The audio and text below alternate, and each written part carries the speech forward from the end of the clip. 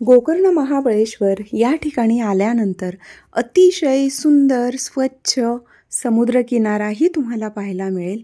तर जेव्हा आपण गोकर्ण या ठिकाणी येतो तर गोकर्ण महाबळेश्वर या तीर्थक्षेत्राचं अनन्यसाधारण असं महत्त्व आहे. त्याचबरोबर ह्या ठिकाणी अतिशय सुंदर असं विघ्नहर्ता गणपती बाप्पांचं मंदिर आहे, महाबळेश्वर यांचं मंदिर आहे आणि त्यासोबतच श्रीपाद वल्लभ जे आहेत तर श्रीपाद वल्लभ महाराजांनी 3 वर्ष ह्या ठिकाणी वास्तव्य केलेलं असं हे दिव्य आणि तेवढंच पवित्र असं तीर्थक्षेत्र आहे. त्याचबरोबर सुंदर असा समुद्रकिनारा आहे, कोटी तीर्थ आहे. तर जेव्हाही तुम्ही गोकर्ण महाबळेश्वर या ठिकाणी याल तर समुद्रस्नान जरूर करा आणि त्यानंतर कोटी तीर्थस्नान करा. मग तुम्ही गणपती बाप्पांचं दर्शन घेऊन महादेवांच्या दर्शनाला जा. तुम्ही व्हिडिओमध्ये पाहत आहात की ह्या ठिकाणी सर्वजण जे दत्त महाराजांचे चरणपादुका आणलेल्या आहेत तर पादुकांवर अभिषेक करतायत, नमस्कार करतायत आणि जे तीर्थ आहे तर ते प्राशन करून आपल्या मस्तकावर ते तीर्थ शिंपडतायत. तर अशा पद्धतीने आम्ही सर्वजण आलोयत गोकर्ण महाबळेश्वर या ठिकाणी श्री दत्तधाम यात्रा परिवार यांच्यासोबत. अवधूत चिंतन श्री गुरुदेव दत्त सर्वांना श्री स्वामी समर्थ. तर आपण आलोय आज गोकर्ण महाबळेश्वर या ठिकाणी आणि आता आम्ही सर्वजण समुद्र स्नानासाठी आलोय. त्यानंतर जाणार आहोत कोटी तीर्थ स्नान आहे, तिकडे स्नान करणार आणि त्यानंतर मग रूमवर जाऊन आज छान असं पूजा असणार आहे. तर मकर संक्रांती आहे, त्याचबरोबर गोकर्ण महाबळेश्वर या ठिकाणी आलोय आणि या ठिकाणी सौर याग आहे म्हणून व्हिडिओ पूर्ण पहा. चला भेटूया थोड्या वेळात. हर हर महादेव शंभो. जय श्रीराम. अवधूत चिंतन श्री गुरुदेव दत्त सर्वांना श्री स्वामी समर्थ. तर आज आम्ही आलोय गोकर्ण महाबळेश्वर या ठिकाणी आणि गोकर्ण महाबळेश्वर या ठिकाणी आम्ही पहाटे 4 वाजता पोहोचलो. त्यानंतर रूमवर गेलो आणि जरा वेळ थांबलो, फ्रेश वगैरे होऊन चहा वगैरे घेऊन आता आम्ही आलोय समुद्र स्नानासाठी. समुद्र स्नान झाल्यानंतर कोटी तीर्थ या ठिकाणी जाणार आहोत. तर सर्वांनी छान असं समुद्र स्नान केलेलं आहे. तर गोकर्ण महाबळेश्वर महादेव की जय. तर व्हिडिओ पाहायला विसरू नका. आज आहे सौर याग. मकर संक्रांती निमित्ताने गोकर्ण या तीर्थक्षेत्री सौर याग आहे. अतिशय सुंदर असा याग असणार आहे. व्हिडिओ पाहायला विसरू नका. चला भेटूया थोड्या वेळात. जय गिरणारी. श्री गुरुदेव दत्त. आम्ही सर्वजण श्री दत्तधाम यात्रा परिवार ह्या ग्रुपसोबत आलोय. त्या सर्व दादांचे नंबर मी तुम्हाला कमेंटमध्ये पिन करते, डिस्क्रिप्शनमध्येही देईल. श्री दत्तधाम यात्रा परिवार ह्या ग्रुपसोबत यात्रा करणं म्हणजेच श्रद्धा, भक्ती त्याचबरोबर आध्यात्मिक अनुभूतीही आपल्याला मिळेल. अतिशय आनंदात आणि तेवढ्याच आध्यात्मिक वातावरणात ही यात्रा परिपूर्ण होत असते. अवधूत चिंतन श्री गुरुदेव दत्त. नम पार्वती पते. हर हर महादेव. गोकर्ण महाबळेश्वर महादेव की जय. हर हर हर हर महादेव.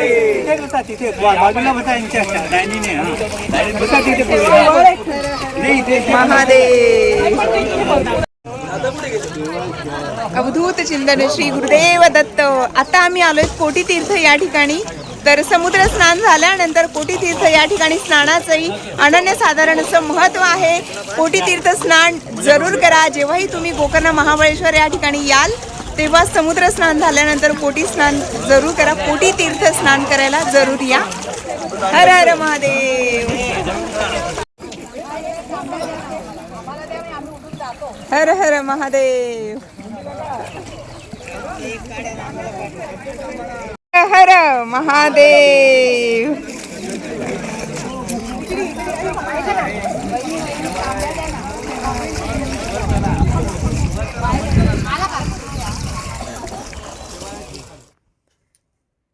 समुद्र स्नान आणि कोटी तीर्थस्नान झाल्यानंतर सर्वजण फ्रेश झाले. रूमवर आल्यानंतर आता आम्ही ह्या ठिकाणी सर्वजण नाश्ता करण्यासाठी बसलोय. तर अतिशय छान असं केळीच्या पानावर आणि तेवढंच सात्विक असा प्रसाद ते वाढत होते. खूप छान वाटलेलं.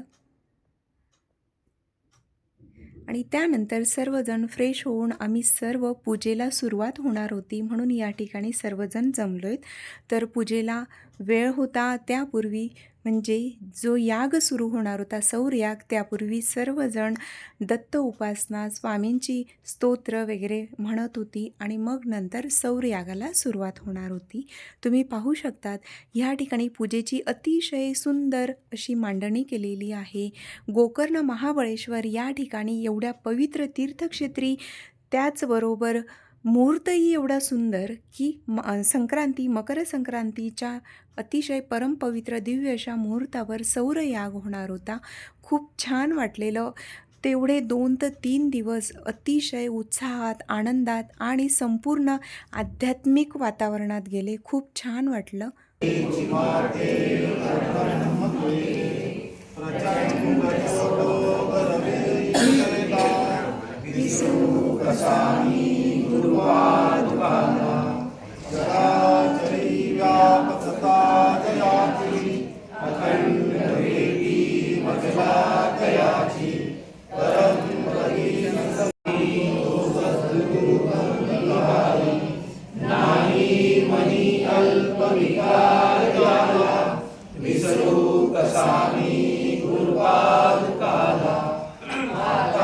योगः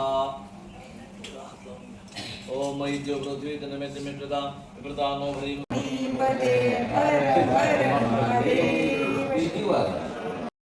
तुम्ही जे पाहताय तर हे आहे रथ, आणि ह्या ठिकाणी रथयात्राही निघत असते. तर महापर्व असतो त्यावेळेला रथयात्रा निघत असते. तर महादेवांच्या आशीर्वादाने मकर संक्रांतीच्या सुंदर अशा पर्वावर रथयात्रेत सहभागी होण्याचं सौभाग्य आम्हाला प्राप्त झालं. ही महादेवांचीच कृपा. सौर याग 14 जानेवारी 2026ला होता. तर सौर यागची पूजा 2 दिवस होती. 13 जानेवारीला देखील संकल्प वगैरे पूजाविधी छान झाला. तर 1 ते 2 वाजेपर्यंत पूजा झाली. त्यानंतर सर्वांनी महाप्रसाद घेऊन आराम करत होते, कारण दुपारी ह्या ठिकाणी सर्व मंदिरं बंद असतात. त्यानंतर ह्या ठिकाणी आम्ही राहायला होतो. हे बाहेरून जरी लहान वाटत असलं तरी आतल्या बाजूने खूप मोठं आहे. तेवढंच स्वच्छ, सुंदर आणि अतिशय आध्यात्मिक वातावरण आहे. ह्या घरी एक गुरुजी आहेत, त्यांचं घर आहे. तर ह्या ठिकाणी सारखे याग वगैरे होत असतात, पूजाविधी, हवन सुरू असतात, म्हणून खूप आध्यात्मिक वातावरण होतं. खूप छान वाटलं. आणि त्यानंतर हे जे तुम्ही पाहतायत हे आहे मार्केट. दूत चिंतन श्री गुरुदेव दत्त. सर्वांना श्री स्वामी समर्थ. तर आपण आलोय गोकर्ण महाबळेश्वर या ठिकाणी, आणि आता आपण जातोय गोकर्ण महाबळेश्वर यांच्या दर्शनाला. पहाटे आम्ही आलो आणि त्यानंतर रूमवर आल्यानंतर फ्रेश वगैरे झालो आणि त्यानंतर आम्ही गेलो, समुद्र स्नान झालं. समुद्र स्नान केल्यानंतर कोटी तीर्थ स्नान आहे. तर कोटी तीर्थ स्नान करायला विसरू नका. जेव्हाही तुम्ही गोकर्ण या ठिकाणी याल तर कोटी तीर्थाचं अनन्यसाधारण असं महत्त्व आहे. कोटी तीर्थ स्नान झाल्यानंतर मग आम्ही रूमवर गेलो, पुन्हा फ्रेश वगैरे झालो आणि त्यानंतर मग उद्या सौर याग आहे, म्हणजेच मकर संक्रांती निमित्ताने गोकर्ण महाबळेश्वर या ठिकाणी सौर याग आहे. तर सौर यागची पूजा आजच सुरुवात झालेली. सौर याग उद्या आहे आणि पूजेला आजच सुरुवात झालेली, म्हणजे आज संकल्प वगैरे झालं. तर ती पूजा जवळपास 2 वाजेपर्यंत सुरू होती आणि त्यानंतर आम्ही महाप्रसाद घेतला. आणि दुपारी गोकर्ण महाबळेश्वर या ठिकाणी देखील 1 वाजेपासून तर 5 वाजेपर्यंत मंदिर बंद असतं, म्हणजे 1 ते 4पर्यंत जवळपास बंद असतं आणि 5 वाजता मंदिर उघडतं. तर आता आम्ही जातोय गोकर्ण महाबळेश्वर यांच्या दर्शनासाठी. चला जाऊया. हर हर महादेव शंभो. सर्वात अगोदर आपण गणपती बाप्पांचं दर्शन घेऊया आणि त्यानंतर आपण जाणार आहोत महाबळेश्वर यांचं दर्शनासाठी. चला जाऊया. गणपती बाप्पा मोरया.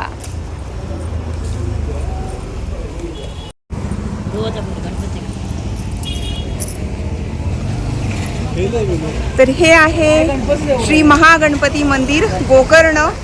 तर इथलं काय महत्त्व आहे याविषयी मी तुम्हाला नंतर सांगणारच आहे. चला आता आपण अगोदर दर्शन घेऊया. कर्नाटकमधील गोकर्ण महाबळेश्वर शिवलिंग हे जे तीर्थक्षेत्र आहे, तर तेथील हे अतिशय सिद्ध असं गणपती मंदिर आहे. जेव्हा रावण जे आत्मलिंग घेऊन जात होते, तर त्यावेळेला गणपती बाप्पांनी गुराखीच्या रूपात ह्या ठिकाणी ते आलेले आणि शिवलिंग ह्याच ठिकाणी स्थापन झालेलं. तर ह्या ठिकाणी दर्शनाला आल्यानंतर आपण महाबळेश्वरांच्या दर्शनाला जायचं. गणपती बाप्पा मोरया, मंगलमूर्ती मोरया. गणपती बाप्पांचं छान असं दर्शन झालं आणि त्यानंतर आता आम्ही आलोय महाबळेश्वर यांच्या दर्शनासाठी. श्री गोकर्ण महाबळेश्वर महादेव की जय. चला जाऊया. हर हर महादेव. श्री क्षेत्र गोकर्ण महाबळेश्वर महादेव. तर या क्षेत्राचा उल्लेख श्रीमद गुरुचरित्र या ग्रंथातही आढळतो. ज्यांनी गुरुचरित्र पारायण केलेलं आहे त्यांच्या लगेचच लक्षात येईल. श्री गुरुचरित्र या दिव्य ग्रंथातही गोकर्ण महाबळेश्वर ह्या तीर्थक्षेत्राविषयी, त्याचबरोबर गोकर्ण महाबळेश्वर शिवलिंग या ठिकाणी का स्थापन झाले, कोणी स्थापन केलं हे देखील त्यात सांगितलेलं आहे. त्याचबरोबर शिवलीला अमृत जो ग्रंथ आहे त्यात देखील गोकर्ण महाबळेश्वरचा उल्लेख आढळतो. तर ह्या ठिकाणी तुम्ही जे पाहताय तर इथे जर तुम्हाला अभिषेक करायचा असेल तर पावती आपण ह्या ठिकाणी घ्यायची आहे. जी काही दक्षिणा आहे ती अर्पण करायची आणि त्यानंतर आपण पावती घेऊन अभिषेक करू शकतो. अतिशय छान असं ह्या ठिकाणी शिवलिंग आहे. त्याचबरोबर श्री दत्तात्रेय महाराजांचंही अतिशय सुंदर अशी मूर्ती आहे. लहान असं छान मंदिर आहे. तर हा जो परिसर तुम्ही पाहताय तर गोकर्ण महाबळेश्वर महादेवांच्या दर्शनाला जाण्यापूर्वी अशा पद्धतीचे रेलिंग आहेत. खूप छान असं व्यवस्था केलेली आहे. चला.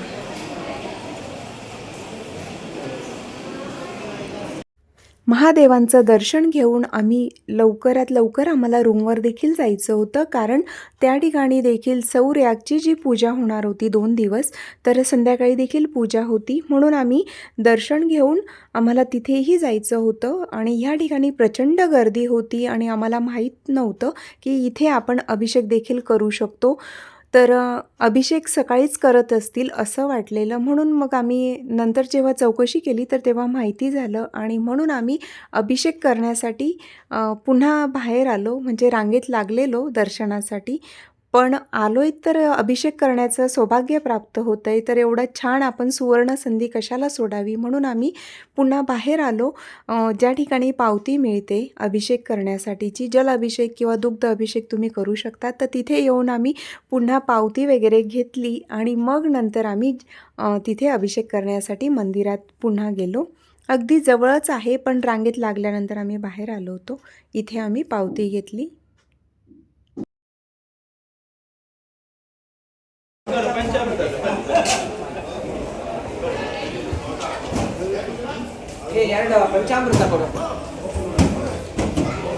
आता आम्ही जातोय श्री महादेवांच्या अभिषेकसाठी. अभिषेक करणार असेल तरी तुम्ही ह्या ठिकाणी अभिषेक करू शकता.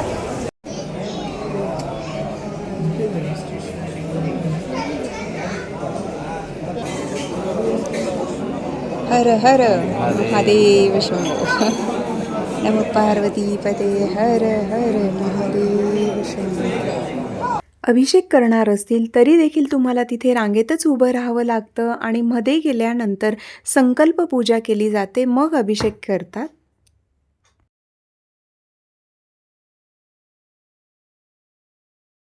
अवधूत चिंतन श्री गुरुदेव दत्त. सर्वांना श्री स्वामी समर्थ. गोकर्ण महाबळेश्वर महादेव की जय. हर हर महादेव शंभो. गोकर्ण महाबळेश्वर यांचं छान असं दर्शन झालं. खूप छान वाटलं. या ठिकाणी मंदिर 5 वाजता सुरू होतं आणि म्हणजे संध्याकाळी 5 वाजता उघडतं. तर 5 वाजेपासून तर 8 वाजेपर्यंत जवळपास मंदिर उघडं असतं आणि पहाटे 6 वाजेपासून तर 1 वाजेपर्यंत मंदिर उघडं असतं. तेव्हा तुम्ही दर्शनाला जाऊ शकतात. अभिषेक करणार असतील तर अभिषेकसुद्धा पहाटे म्हणजे 8-9 ना सकाळी 8 वाजेपासून चालू होते. अभिषेकसाठी 500 रुपयाची पावती आहे. त्याच्यासाठी जल अभिषेक आहे. त्याच्या 500 रुपयामध्ये तुम्ही 5 जण दर्शन घेऊ शकतात. आणि दुसरा एक पंचामृत अभिषेक आहे, ते 1000 रुपयाचा अभिषेक आहे. त्याच्यात पण 5 लोक तुम्ही एंट्री करू शकतात. हां, तर अभिषेक जेव्हा तुम्ही करतात तर अभिषेक करण्यासाठी जेव्हा जातात तर मध्ये जाऊन तुम्ही जे शिवलिंग आहे स्पर्श करून तुम्ही छान दर्शन घेऊ शकतात. तसंही तुम्ही करू शकतात. अभिषेक करायची इच्छा असेल तर करू शकतात, कंपल्सरी नाही आहे. आणि जर फक्त दर्शन करणार असेल तर दर्शनही करू शकतात. तर अभिषेक छान जलाभिषेक करा किंवा पंचामृत अभिषेक करा. खूप छान दर्शन झालं, खूप छान वाटलं. तर चला, महादेवांची अशीच अखंड कृपा राहो आणि पुन्हा पुन्हा आम्हाला तीर्थक्षेत्रांचं दर्शन घडत राहो. नमः पार्वती पते. हर हर महादेव शंभो. कळसाचं दर्शन घ्या.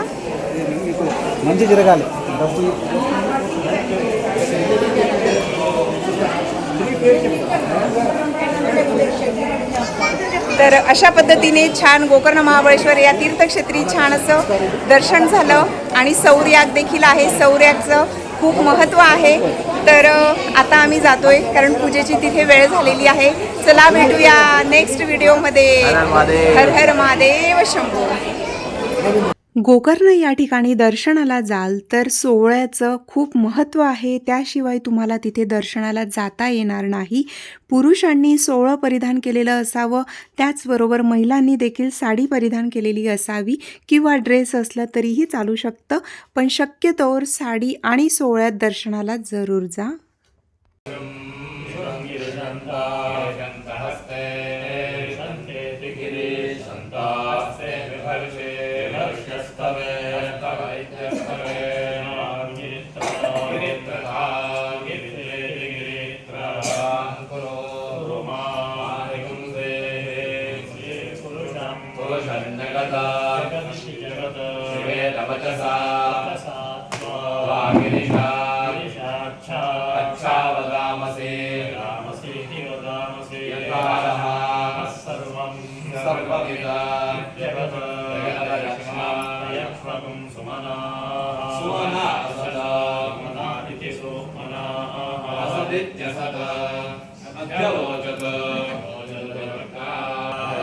ज्या ठिकाणी आम्ही राहायला होतो, जे मी व्हिडिओमध्ये तुम्हाला अगोदरच दाखवलं, तर त्याच ठिकाणी ही पूजा होती. आतल्या बाजूने अतिशय सुंदर आणि धार्मिक असं वातावरण इथे असतं. तर सौर्यागची जी 2 दिवस पूजा होती, तर जसं मी व्हिडिओमध्ये सांगितलं की संध्याकाळी देखील इथे पूजा होती. तर पूजेच्या वेळेपर्यंत आम्ही पोचलेलो. जरा 5 ते 10 मिनटं आम्हाला उशीर झाला होता कारण मंदिरात देखील गर्दी होती. तर छान असं इथे एवढे ते ब्राह्मण देवता छान पद्धतीने मंत्र म्हणत होते. खूप सुंदर, शांत आणि अतिशय आध्यात्मिक वातावरण होतं. श्री दत्तधाम यात्रा परिवार या ग्रुपसोबत आल्याचा हाच एक फायदा असतो. हो, खरंच फायदाच म्हणेल मी, कारण यात्रेला सर्वच जण येत असतात, पण अशा पद्धतीची यात्रा आयोजन करणं, त्याचं नियोजन परफेक्ट असणं ही खूप महत्त्वाची गोष्ट असते.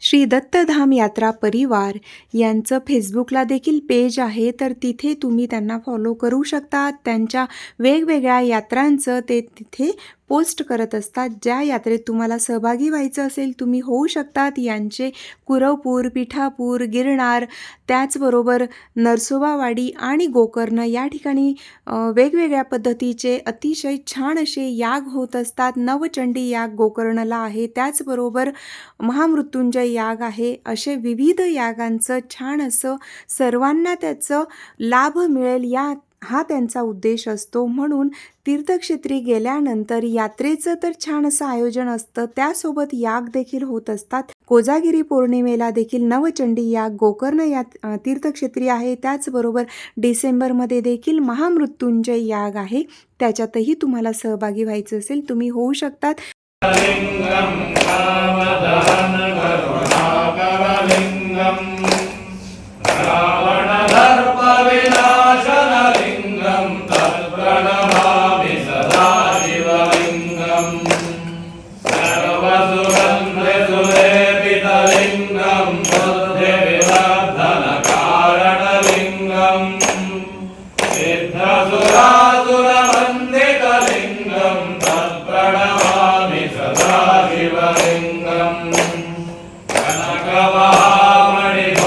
कनकमहामणिभूषितलिङ्गम्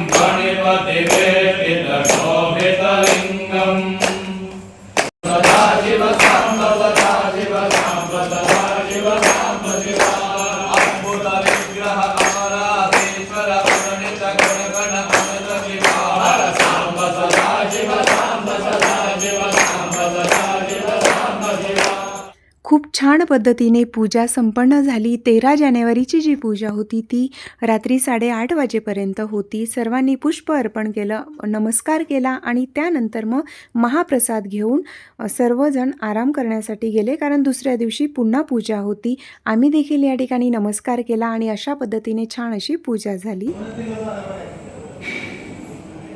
नमो पार्वती पते हर हर महादेव.